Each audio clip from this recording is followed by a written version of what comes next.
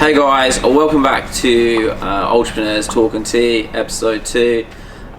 Excuse my voice, had a heavy night last night with everyone at the Traders Meetup, which was pretty awesome. And I managed to drag Gurjinder to episode 2 to give his insight into how he got involved in the market. So I'll let Gurjinder introduce himself and tell him a little bit more about your background and.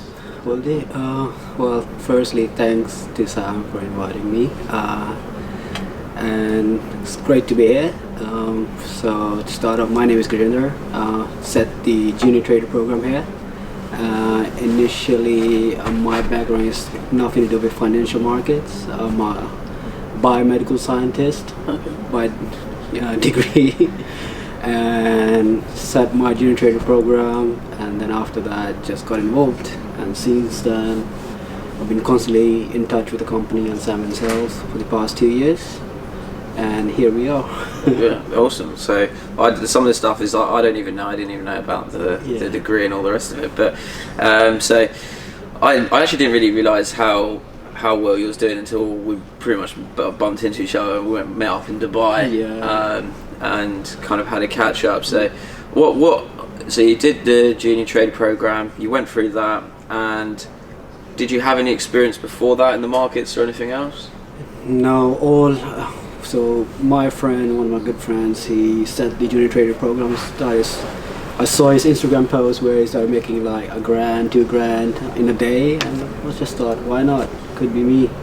And it was his recommendation there where I go to Sam & Co. and just do the course and take it from there. Initially, honestly, I thought it would be just 50-50. If it happens, it will happen. If not, then I'll just give up. But then, since then, it has become a career, partly. And since then, it's been going smoothly, and banking profits allows me to travel a bit more, and more family time as well. And happy days. So I know obviously I was talking before this about so one of the biggest things obviously I get asked on YouTube is working around full-time job and trying to trade as well, and you do both, don't you? So you do a full-time job and trade, so I'm pretty sure the audience would love to hear a little bit more about kind of your full-time job and how you weigh up the market, stuff like that. Well, my full-time job is immigration. I work for the immigration, so doubt many people will like my job. I basically deport people, catch them and deport them. I enjoy it. Oh dear. And I know it's not the nicest job I can do price for the government, and it's so relaxing. I get so much of free time where I can manage my trades and then also do my job happily, and I can't complain, but in terms of trading, finding time, so what I tend to do is like I do swing trades. I try to hold positions for like maybe 3-4 days at least, maybe a week, even 2 weeks, and I enter 2 positions in a trade. So one is short term, one is like first 100 pips, and the next one is long term.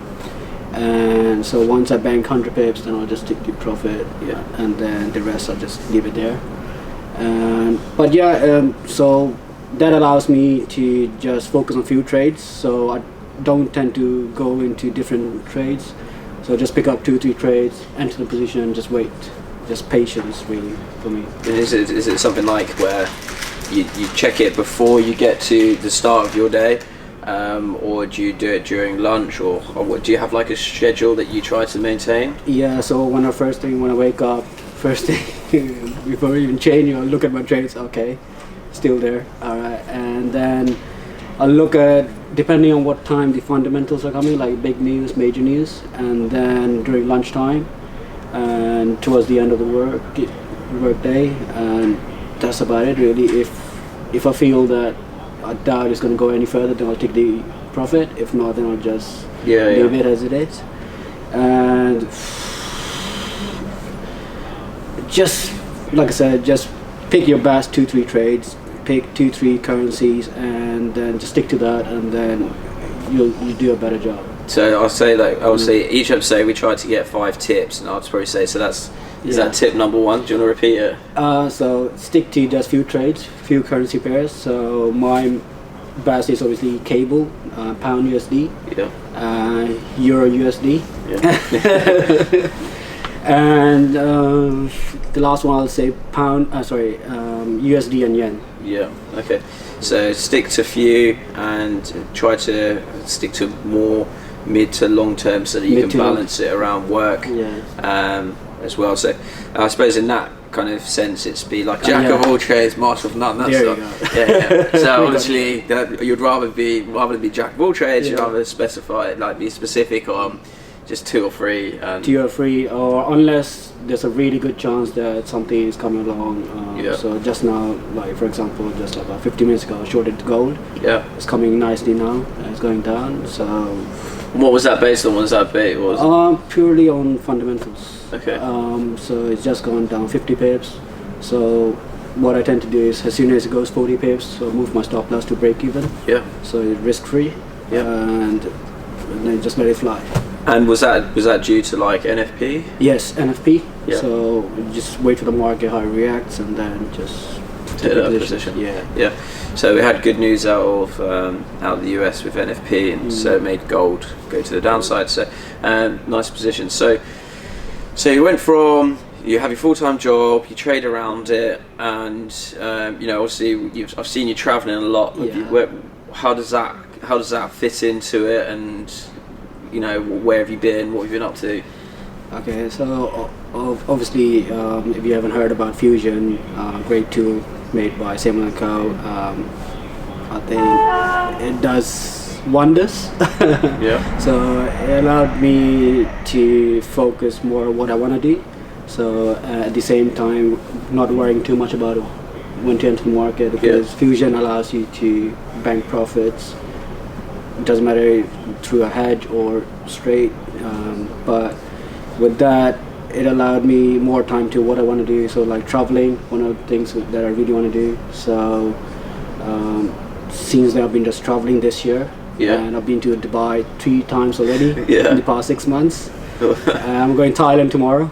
Oh really? Yeah. Everyone seems to be going to Thailand. It seems like the place to be. It is a place to be. So this year, so you've been to Dubai. Have you just been to Dubai this year? Have you gone other places? Or? Yeah, I'm going India, Bangalore as well next month, and then January I'm looking to go Hong Kong. Okay. And then I'm still planning my trips. Every single month I'm trying to take like a week or 2. Okay. How does work let you do that? You swap ships, you call in sick. Oh dear. I wish my regular are not watching this. Especially my manager. Call in. He's gonna he hasn't done that yet, has he? Yeah, no. Well, I did tell him about Fusion, but that's why he's not here. Oh dear. So obviously travelling, and with travelling, is that do you feel that that's just happened because you got involved in trading, that's opened those doorways? Yes, like trading allowed me to focus on the things that I matter most, so family, traveling, especially what I want to do, progressing as trading as a career. But from the beginning, I always wanted to travel around the world. So, and trading really allows me to do that. So recently I was in Dubai, literally like last week. I was in a yacht and I was trading away, having a few drinks. Nice. Yeah. Have you built up some good contacts out there now? Yeah. So there's a lot happening around in Dubai.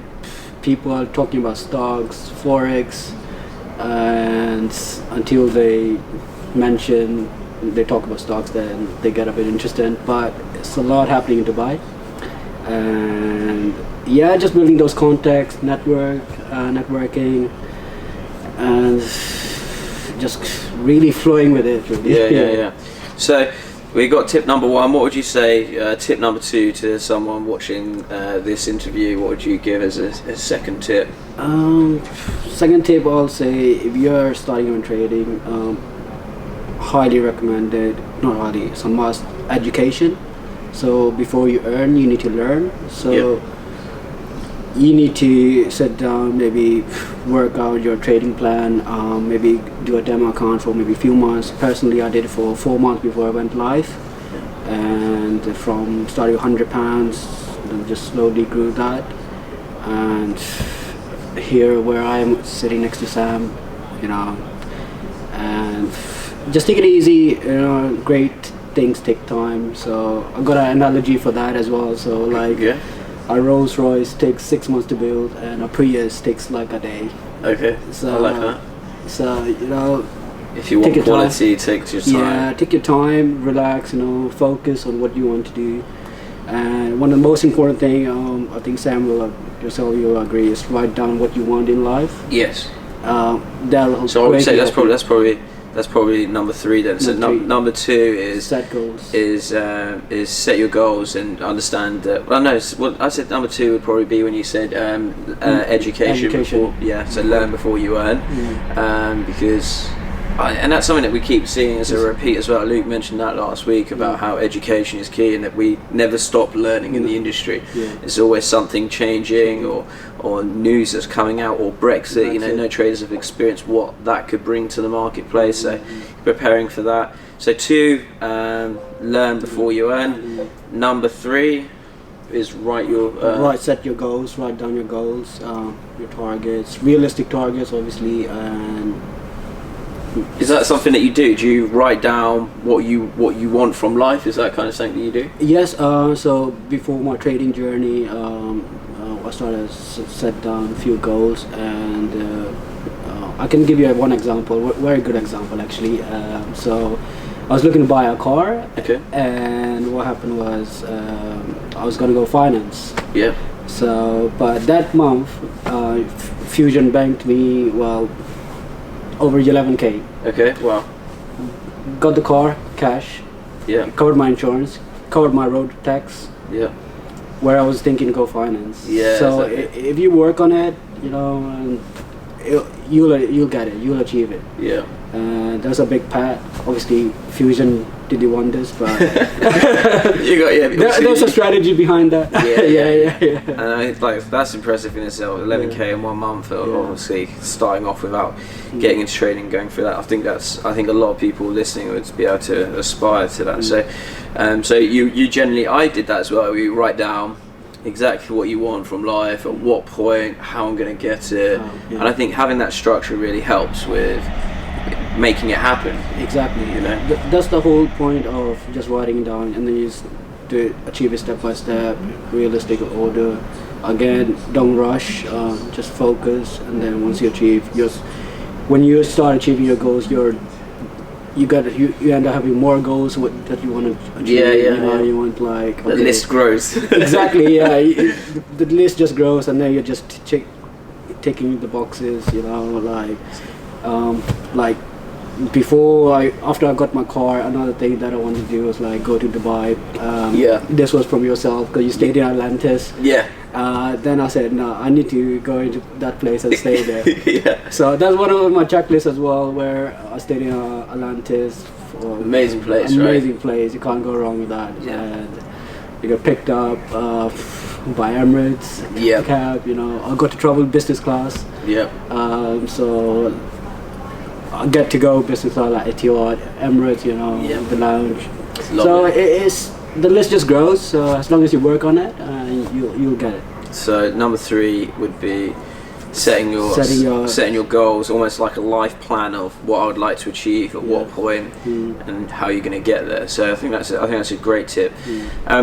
Do you have obviously the whole travel thing is great. Obviously when you're using automated trading as well, because it's working for you whilst you're flying and stuff like that. Do you feel like a lot of people say it, traveling broadens the mind? Have you found that traveling has opened up your world of what you feel is achievable as well? Yes, I definitely agree with that. I mean, since I've been traveling, you're getting to meet different people, listening to what they have to say about certain things, and then it just opens more doors and more. You end up having more open mind. And then you're more open to more opportunities as well. Yeah. And one of the reasons I've been traveling to Dubai is there's more opportunities down there.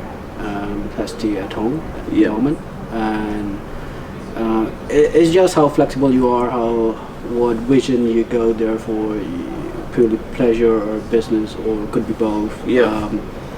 But as long as you have an open mind, you're open to meet new people, and then network. You can do a pretty good job. Yeah. No, I definitely agree. It's it's very strong. So what's your plans then for the next, let's say, 1 year? So we're coming up to the end of 2018 soon. What's your goals for 2019? 2019, I plan, well, at the moment, short term is traveling for the next 3-4 months. Okay. Pure travel, just relax a bit, and then just literally growing. And then I've got a partner. My partner is up in North, in Birmingham, and we are working on a few things.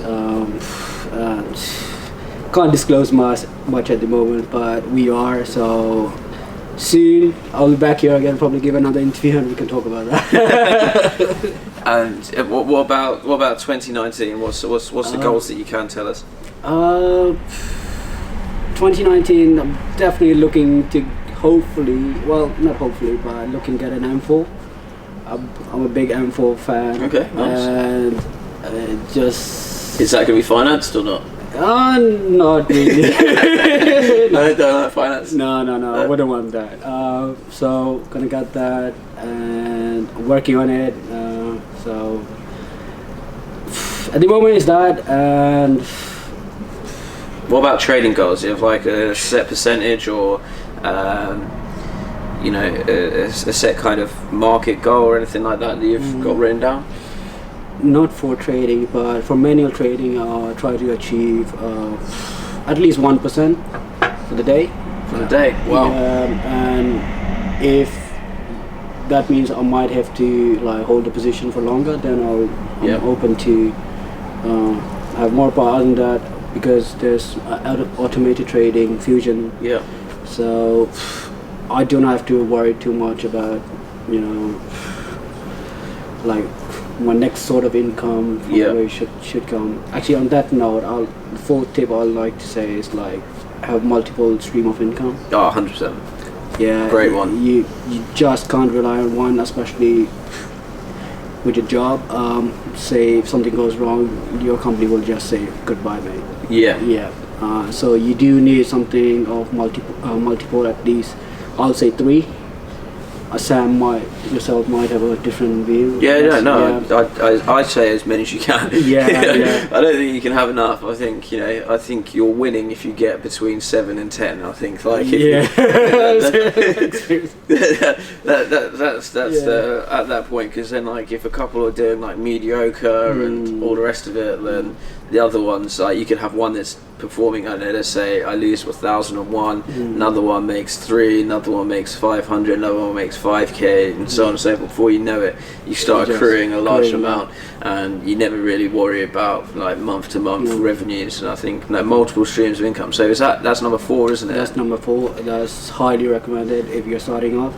Before we go to number 5, I've got one question to ask. So obviously you're full-time working, full-time trading. There's a big debate about that your percentage gains on a year would get hit if you work full-time. Just wanted to know how much percentage-wise would you say that you're up this year? Or this year I'm up 200. No, not 2. I'm up 88%. Overall I'm up 246. So wow. That's quite a lot. It's quite. So, and when? So you're up 246% since when? So initially I was up 414. That was before That's before you learned risk management. Yeah, but I'm still up regardless. And just on that note, because I took a hit, that's another thing that you mentally have to be prepared. If you're willing to risk that much, you should be able to also take that loss if it comes to. If you can manage your risk management, then perfect. You should be fine. But if you're going really high risk, you should be prepared mentally. Yep. So preparation is so key as well. So the mental side. Understanding that you will have losses, basically. Yeah, because and be ready for that. You can't be winning the markets for 100%. Yeah, no, 100%. Yeah, like it's a big thing. You know, you have one day that loses, and you have 3 days that win, another day that loses, so on and so forth. So that's another thing. But at the moment, I'm up 246%, and it's going well. Is that when does that 246 start? What year, month? So in the beginning, I was up for like 120%. No. So you're up 246% overall. But when's that start point of when you started? Calculation. I started. This was a year and a half. Wow. Okay. Yeah. So. And so out of all of that game, if you had to say how much percentage is manual trading, how much percentage is through fusion? I'll say 90%. 90% is fusion. You can't go wrong. 10% is manual. 10% is manual. Okay. It's with fusion, like I said, I don't have to worry about too much. And if I'm getting bored, I might just go into my manual trades and just put a trade. But if fusion is banking those profits, I do not personally have to worry, and it allows me to focus on other things which I want to do. Yeah. I'm a great fan of fusion. Can't praise enough. Yeah. So I think some of these guys obviously I think it's good to know. So you're sat here now, and you did your June Trader program when? Oh, I did it in July 2016. Okay, so July 2016. Yeah. We're now in 2008, so we're like 2 and a bit years ahead. And so how many people, so the people go through, I always say this, people go through the June Trade program, and you get different types of people. You get those people that kind of fall off the grid and don't trade anymore. You get those guys that like life gets in the way, and then you get those guys that carry on. How many people from your training are sat where you are now, continuing going where that you're aware of? As far as I'm aware of, I think I'm the only one from the course. In the beginning, 3 of us used to come in, I think 4 months bang on every day, and sit down, trade with you, learn, and just have that atmosphere feeling. And then, but since then, I think the other 2 has fallen off the grid. Yeah. And I've actually carried on personally. Yeah. And I think you should not give up on your dreams, on your goals, especially if you're willing to work hard on it. Yeah. So. What do you think has set yourself apart from those people that were sat on that course with you? Because I think that information was valuable for those people. What makes it different from winning in the markets and being sat where you are now to those other individuals that gave up and stopped? I think the main factor would be greed. Okay. I think in markets, because markets are 24 hours forex, so there's plenty of time, plenty of opportunities to make money from there. And you should set a target for a day or weekly target and then work on it. And you're happy with that, if you achieve in the first day, just relax for the other 2 days and just focus on the upcoming week. But with greed, I believe it just lets the person down, and I think my fellow 2 traders who fallen off the grid, I believe, is due to greed. I think they couldn't handle the mental side of the market, hence they gave up. And I understand if you fall, it doesn't mean you should give up. There should be a learning curve, and you should rise back up. Yeah. And so just don't bring any greed to the table. Yeah. Be practical, be a realist. Yeah. And go from there. Okay, I think that's great advice. So maybe people's expectations of the risk side is they see the success side, and then they're not getting that straight away. So they hit a wall and they're just like, it's not for me, and they drop off. Yeah. Because I always think, like, once you get through that barrier of you know, when you start winning and you realise actually I am winning, it's just a constant thing now, isn't it? It's like, what next? What's next? Yeah. What can I next work on? What's the next big thing that's going to make more profits and so on and so forth.